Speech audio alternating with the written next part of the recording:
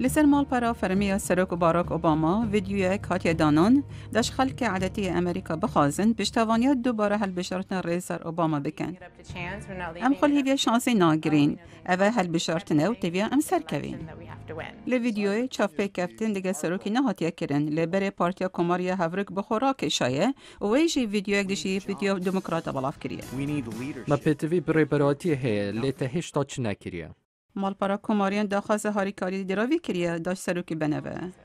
مالپار سروک اوباما شماره که پشتوانت خونی شاد ده دوش امریکی جهید کل هل بشارتنا بر دنگ خود دابو دخواست کو دنگ خود بدن.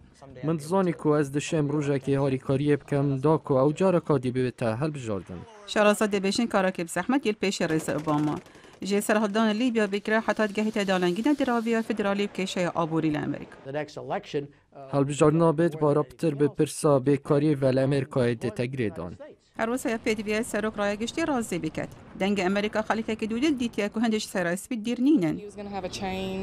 وی گودی تشتا گهار لی از نابین چهاد بتا گهارین. اگر چه کسی که دیه هجی نبید رنگ از دنگی بو اوباما بدم.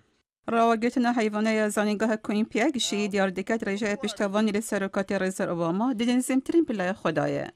5% دنگداران دبیجن سروک هجی هندینی بو گرادوی بیبت سروک و 41% دبیجن او هجی جارکاتی بیبت سروک.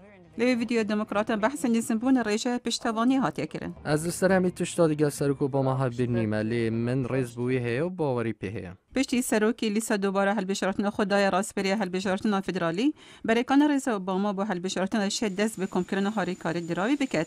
ریک خرید هل بشارتنا دبیجن آرمانج او که حتی هل بشارتنا تایوایازه سال 2012 $1 میلیارد کم بکن.